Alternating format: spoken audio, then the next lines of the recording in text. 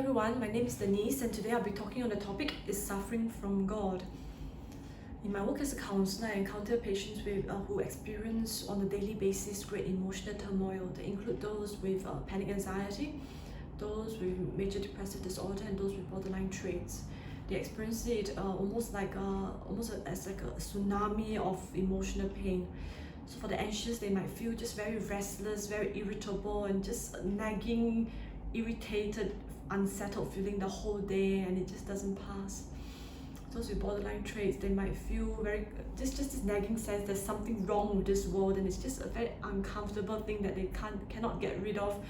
No amount of medicine can help them truly get rid of it, to be free. So it is very, very important to help them make meaning of that suffering. Like, what is all that suffering from? And a big chunk of my work actually involves working on their spirituality. No, I'm not limited to just working with other Christians and Catholics. I also have people who believe, who are Hindus, right? And Protestant Christians. It is about getting into the frame of reference and tapping on their spirituality to make meaning of that suffering. Okay, a recent survey in the US found that 60% of psychiatric patients actually wish to discuss spirituality in the counseling setting or with their psychiatrist or psychologist. But yet, it is not a very common practice. Fortunately, that's something I'm already doing, and it's been very helpful to my client. So a lot of times when they improve this, they attribute it all to God or to their higher spiritual power, and not to me as their counselor. And I'm very glad to relinquish that, because it's not me. Most of the time, I just ask a question to prompt them and to encourage them to improve their relationship with God, or just turn their faces to face God. Okay, so let me just dive right into it. Okay, I'm going to quote today from Brother Lawrence of the Resurrection from his book, The Practice of the Presence of God. Brother Lawrence lived in the 1600s, and he was from one of the monasteries founded by Saint Teresa of Avila, of the Discalced Carmelites, and in that monastery it's believed that he read this book, The Way of Perfection. So he actually listened carefully to Saint Teresa's words and distilled quite a solid spirituality. So I'm going to read this letter that he wrote to a nun who's having a physical ailment. She may not have been suffering a mental disease, but it was also giving her a lot of suffering, so this would be very relevant. I will not ask God to deliver you from your trial, but I will ask Him earnestly to give you the patience and strength needed to suffer as long as He desires. Find consolation in Him who keeps you fixed to the cross. He will release you when He judges it appropriate.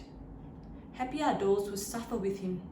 Get used to suffering and ask Him for the strength to suffer as long as He wants, and for as long as He judges necessary. The worldly do not understand these truths, and I'm not surprised.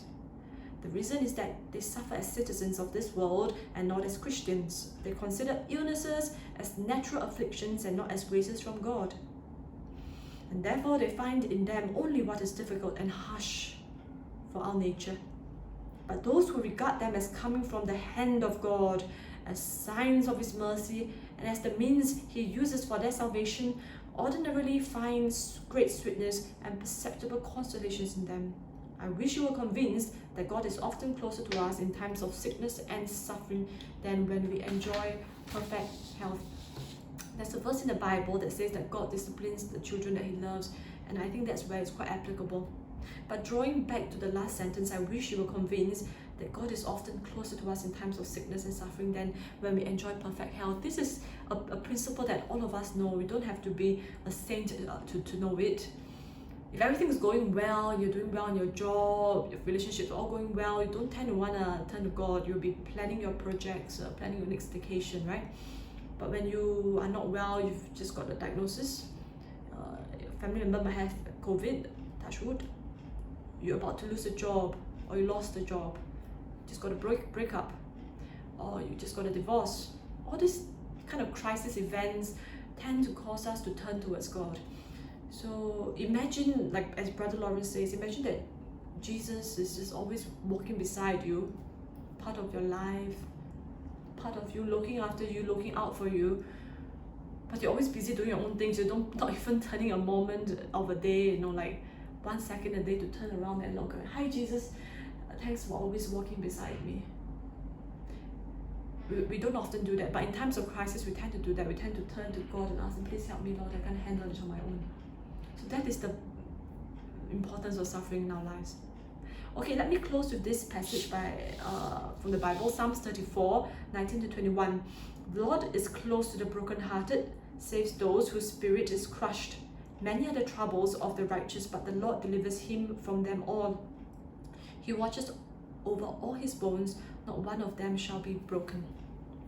So there is this thing called the Paschal mystery, which is the passion, death and resurrection of Christ. Yes, but this pattern actually repeats in our lives in a grander scale of things, spiraling upwards, but also in smaller things like everyday, small little triumphs, small little passions, small little deaths, and then the resurrection, passion, death and resurrection. That's how we spiral upwards towards becoming saints.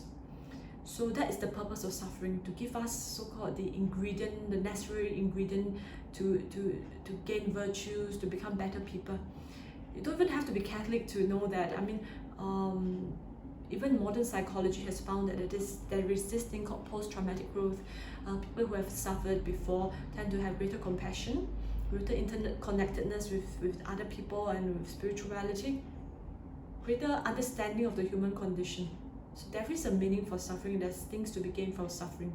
So we shouldn't resist the suffering, or we shouldn't feel that all suffering comes from the devil and then I reject this suffering in Jesus' name. Instead, like as Brother Lawrence said, we should just sort of imagine that it comes from the hand of God to draw us closer to him, and then we bear it for as long as necessary. Like, God, is this enough already? Do you still want to let me suffer for some more so that I can be more humble? But if it is your will, then I will not reject this suffering. I'm just going to hold on and stew in it for as long as you want, because it is your will for me, not my will anyway. Okay, this is the end of the video. I hope that you enjoyed it and it's been helpful. Kindly press subscribe, like and share with your friends. Thank you and God bless.